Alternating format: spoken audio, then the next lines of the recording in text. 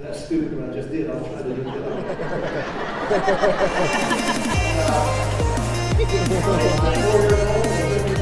Good morning, good afternoon, good evening, whatever time it is for you guys. It's been a while since I've done a vlog, and you guys probably know that because I haven't gotten any videos out in the last couple weeks. It's been extremely busy with my full-time position, but now that it's summer, hopefully I'll be able to get out a lot more for you guys on a more consistent schedule. But we are here at Busch Gardens, if you guys can tell from the background. We're gonna swing by one of the fuel rod stations, drop off some fuel rods, get new fuel rods, and then we're gonna head over to Jack Hanna because we got a private VIP meeting with him. So we're gonna head over there, and I'll see you guys when we get over there. All right, first things first, we gotta change out the fuel rod. So swap, and it beeps right in. And there's a new one. All good. And we gotta swap out our second one when it pops up.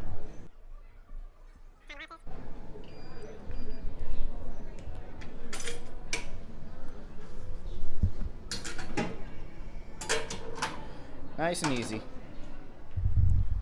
Even though it's been about like 5 weeks since Food and Wine, the stage is still standing. It's amazing, the big rush after 10:30 when the park opens at 10, because they do a delay entry here at Busch Gardens, just like with Epcot, where part of the park is open at park open, but then about 30 minutes later to an hour later, they open up the rest of the park.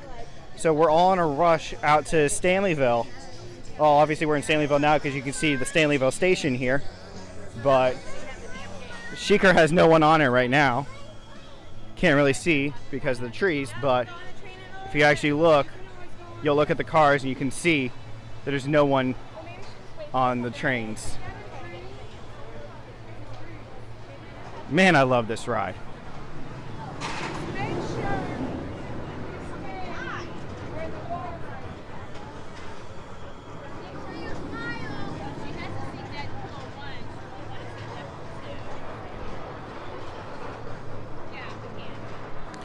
I especially love this ride because it has a nice splashdown at the end.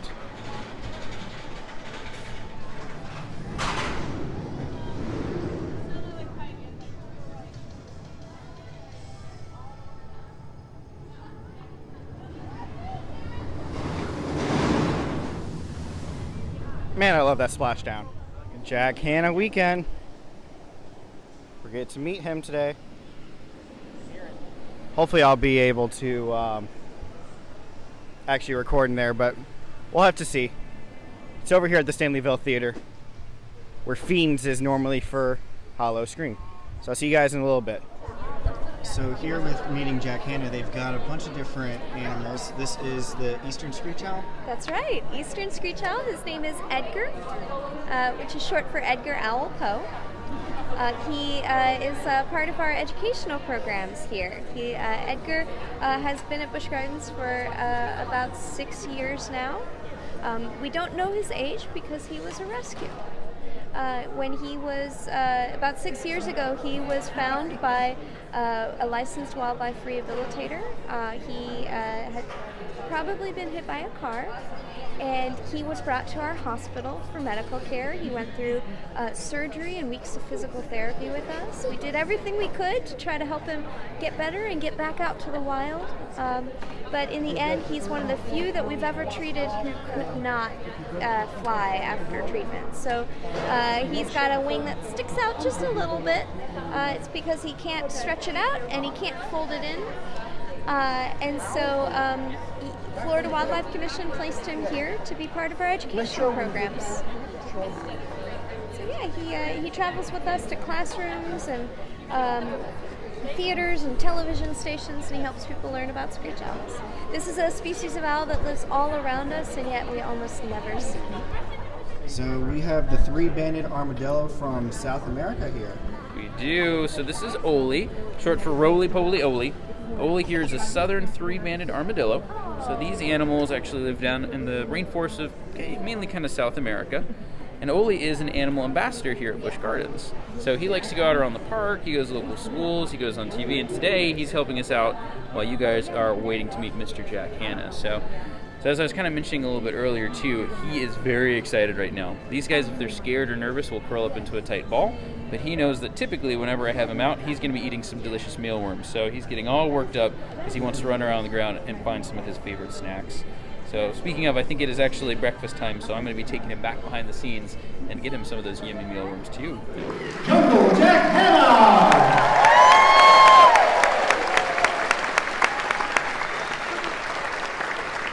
Thank you, everybody. Sorry y'all had to watch that trash, but anyway. That was in 1987, some of that stuff, so the reason I'm looking at it is I can't believe I did that.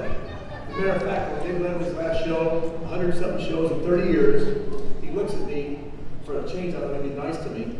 He said, Jack, you know who you are. So what, Dave? You're nothing but a walking encyclopedia of this information. Thank you, Dave. That's very nice of you. Now, some of you are looking at these cats. These are the little cloud leopards. Now, some of you may be saying, oh, we take the animals away from the mothers to do a show. No, that's not what happens. Sometimes we have the white people, we don't do that, everybody. This animal is very endangered. This animal's from Asia. It's called a cloud leopard. See it on the screen. I would like to walk these around, but it'd be very difficult for that because right now, I think you can see it pretty good. The lighting is a little bit too light though. We'll see if we can change that for the next show. Anyway, the cloud leopard, right here, everybody, has clouds on it. The cat is about this big, by the way. About this big. Now, that's full grown. The coat on that cat, about, I would say 15, 20 years ago, the coat of one cat, when they took them for people to sell their coats, was up to about, I would say, $10,000 to $15,000 for one cat's coat. That is all been stopped. The poaching has been basically stopped in Asia. Now, this is a bird here.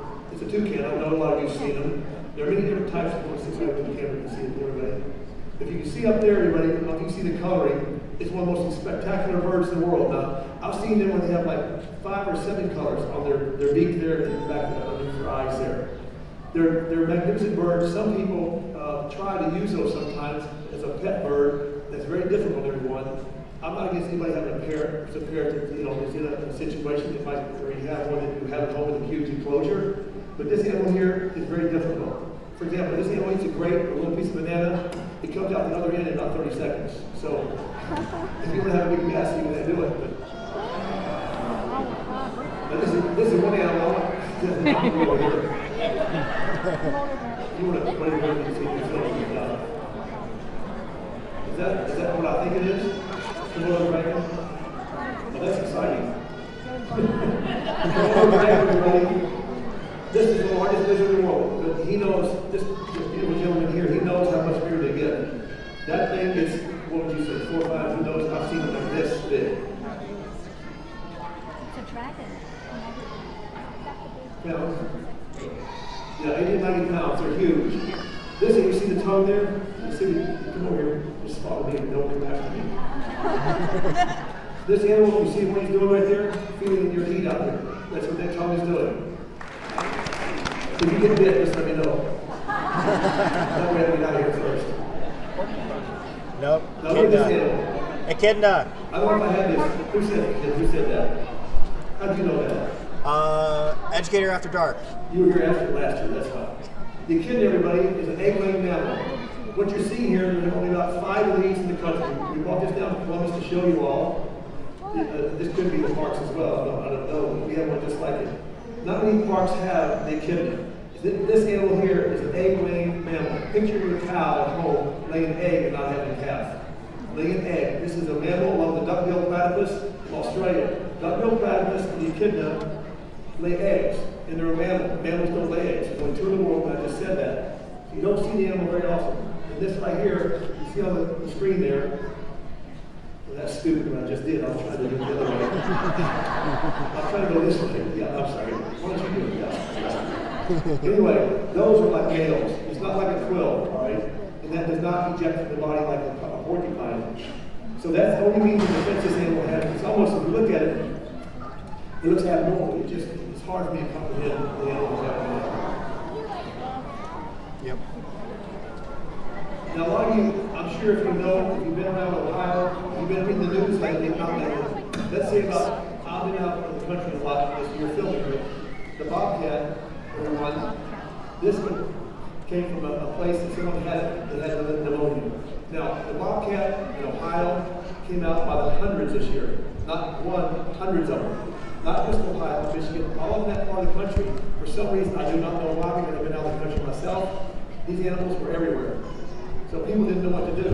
The bobcat, everyone, is a very bright animal. You see bobcat, you see the tail there? And many of you know this, by the way. You have bobcats, I know, don't you, in Florida? I'm sure you do. That's a bobtail, that's why they call it the bobcat. The animal also has, if you look at the ears here a second, you'll notice the white, see there? Those are called eye spots, the white on the ear. But this is a penguin, obviously. If you're ever on a game show, everybody, and they ask you, how many species of penguin are there? There's 17 species of penguins, 17 species. The next, this was a character. You should see us checking in the hotel when he walks in. It's funny. This one here, he acts like he's up with this. Anyway, the penguin, everybody says, well, where the penguins from? 90% of people say Antarctica. They're from cold weather. Out of 17 species of penguin, out of 17, only about 3 or 4 live in Antarctica. Most of them live in warm weather. The Galapagos Islands, South Africa. You see penguins in the Magellan Straits, all warm weather penguins. This animal here is monogamous. The penguin mates for life, by the way. They're black and white for camouflage. We used to try and film them underwater, but forget it. That's like impossible. They go like a foot like this. You can't even see the light with the white bottom and black top there. Now, this is a black-footed penguin from South Africa. I'm sorry, you stayed out here too long. Excuse me. Well, I wouldn't tell you the motel we're staying in because he had a room for the bathtub all by himself, for God's sakes. I don't know what more he wants. Anyway, by the way, he has rabies. Be careful. They also have more feathers per square inch than any bird in the world. They have more feathers per square inch than any bird in the world. Now, this looks like a tortoise to you guys. It's an old tortoise. But folks, they're a very important animal on the planet. It really is. I'm going to let these guys talk about this one. Oh, so I have a nice present from one room here. A little stage fright, but they'll get adjusted quickly, I'm sure. So as you see here, we have 2 young Aldabra tortoises. So they're decent size for someone that you might see more commonly, but they are very young. They're only about 4 years old. And they're actually one of the largest tortoises in the world once they reach adult size. They do come off an island just north of Madagascar. They're called the Seychelles Islands, called for Aldabra atoll, which is where their name came from. These are Aldabra tortoises. And they actually, right now, like I said, are very young, but they can reach a size of over 600 pounds. We currently have some in the park that you can go see that are well over, we have one that's over 500 pounds and one that's well over 6. So, yep, these ones are not quite yet, but we'll get there one day in the future. But they're very slow growing. They actually only really eat leaves and grasses in the wild naturally, so we try and keep their diet very minimal as well here. So they grow as slow as possible. And so at 4 years old, they could be potentially very large already, but we try and grow them very slow because they should live to over 150 years of age, actually. Wow. Yeah, and they're very capable swimmers, so there's many tortoises here. So if you're out and you find a tortoise here in Florida, do not put them in the water thinking they're a turtle because they can't swim here. But these tortoises actually swim very well. They can actually, they're capable of swimming from island to island even if they need to. So very impressive species. They grow to massive size.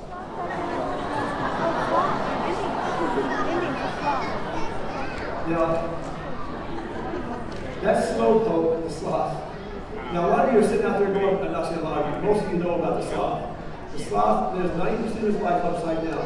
90% of his life is not like that, it's like this. The animal can literally hang by the back feet there, and like this, just hang on by days like this. Researchers, doctors, all sorts of people have done the research on this. How does an animal like that hang upside down almost his entire life? The sloth, everybody, for some reason over the last, couple of years, is everybody's favorite animal. Must have been a cartoon or some show or something. The animal is Zootopia. Most of the hair and fur all the way up in there. The sloth, this is a two-toed sloth, by the way. If you look up here on this front foot here, you'll see 2 toes there. This is the back foot is 3. This is 2 toes and 3 toes. There is also a 3-toed sloth. It is bigger and has more of a whiter face. On the Letterman show about 5 years ago, 6 years ago, way before he left, after we did it 30 years, I just told David Letterman exactly what I just two-toed, three-toed sloth. One toe, you idiot. I just told you. Also, some people say little sloths make great pets. Well, people used to do that. Most of them are confiscated and then they're brought into this country. You may think Sloth here, or I have a good friend in Orlando, Florida. She has raised a lot of sloths for people who have brought them in here illegally, or a lot of them hit by cars in South America. They don't have the proper clinics there to take care of them, so they're sent over to her. About 2 years ago, I was in Orlando just talking with her and some other friends. We're just standing on this little hillside talking to each other. She was holding the sloth here because she's raised it for like 15 years. She's holding the sloth. I talked to a person over here. All of a sudden, she hit the ground face first. This part of her arm right here is gone. That quick, that sloth did it in milliseconds. Went like that, and then she raised it. That's why we explain to people about animals like this. It looks like a cute little thing when they're first born. They really are. It's the cutest animal you ever wanted to have. But a lot of people have now stopped it, trying to have this pet because it just didn't quite work that way when they get full grown. This way, everybody is a lemur, obviously. Now, some of you are sitting back there going, well, what's the big deal? Why are we bringing a lemur out here? What's the big deal about a lemur? This thing, I've been working the zoo world since 1969 in Knoxville, Tennessee, Sanford, Florida, Columbus, Ohio. Now we've been for almost 40 years. This is a lemur, everybody. So you're saying, what's the big deal about the lemur? I didn't really know this until several years ago. The lemur was the first primate on planet Earth. Can you imagine that? The first primate on Earth was this animal. So I don't even know millions of years ago whenever that happened. The animal's tail there is like a feather. You can actually take that tail, and there's a bone in there, but how I don't know. You can take the tail like this and go like this. You see this? You go like that and roll off your hand. There's just nothing in there. I'll see you all later. I did not know that was coming. Well, maybe I'm not where you are. No. There's a beautiful job they do here at Busch Gardens. Busch Gardens and the Columbus Zoo work together many, even daily basically when it comes to the cheetah. Busch Gardens and also Columbus Zoo are the only, there's very few zoos in the country will run the cheetah. I say run the cheetah several times a day. They will run the cheetah where you see the animal going 50 to 60 miles an hour. We've actually caught them with our cameras out there up to 70 miles an hour. So you guys go home tonight, everybody. When you go home, and you're on the interstate, I do this every time with my grandkids who live in England and also here. My grandkids are like, 12 and 13 years old. I say, kids, look out the window. Do not open the window. I say, look out the window. If you guys, adults, go 65 miles an hour, just try it today when you go home. Go 65, especially on Highway 75, wherever that is, even 500 miles on that thing. If you go 65, watch a car or truck pass you. That's the only way I can explain to you the speed. The cheetah can go past you at 70, going 65 miles an hour. It's the most amazing, fastest cat in the world, obviously. Look at that beautiful animal. You see here what the turbo is, what we're showing up there. You see the foot, look at the claws. Look at that. Not many cameras get to pick that up, everybody. Why? It's the only cat in the world with non-retractable claws. The only cat in the world with non-retractable claws. Look at that. Great shot. All right, so that was a lot of fun getting to meet Jack Hanna and also seeing all the different animals. You guys saw some snippets of the show. I'm going to post a full show length for you guys to see. We're going to be hanging out here for a little bit longer before I have to leave for some family. It's a beautiful day here. I mean, kinda. You can see that there's clouds up above, so it's actually starting to rain right now. So we're going to figure out what we're going to do. So yeah. I hope you guys enjoyed that, and I'll see you guys in just a little bit. All right, so you guys can see that I've got my rain jacket on. The rain hit pretty hard. I was gonna ride Shikra, which is above me. If I can show you guys. Shikra, I was gonna ride that, but unfortunately the rain hit too hard. So we decided that we wanted to get some lunch, so we went here to Zambia's Smokehouse, where they actually smoke every single day, live, right in the morning for you guys, bright and early. Food is really good, but my pulled pork sandwich was okay. So I'm going to be probably heading out now because it's going to be raining again. So I'll see you guys just a little bit. Okay, so before I was leaving for the exit, some people wanted to say hi. Say hi, guys. Hey! Yeah, whenever you're vlogging, you always find random people. So we're going to keep moving forward. All right, so as you can see, it's jury wet and we are heading out of the park. So just a little bit of review of what we did today. We had the Jack Hanna VIP experience where we got to meet Jack Hanna in person, got a couple pictures with him, which I'm going to post right now. And we also got to see some animals up close. We saw the three-banded armadillo. We also saw the Eastern Screech Owl. And then we also got to see some interesting animals fairly up close, like the cheetah you guys saw at the end of that snippet, the grand finale. And then we got something to eat, and it was delicious, but I would get the ribs next time. So I think that's pretty much everything for today. I'm going to be having 2 different videos. One here, which is this vlog you guys just finished watching, and then the second video is going to be having the whole event. It looks like Dad's having some fun. The whole Jack Hanna show itself. So make sure you guys check that out when it comes out. And if you haven't yet, subscribe to the channel. Go down below and hit subscribe. Make sure you hit the bell notification so that you guys can be notified whenever I get more videos out, especially this next upcoming week. And then also, make sure you find us on Facebook, Twitter, and you can also support us on Patreon. Other than that, I'll see you guys in the next adventure.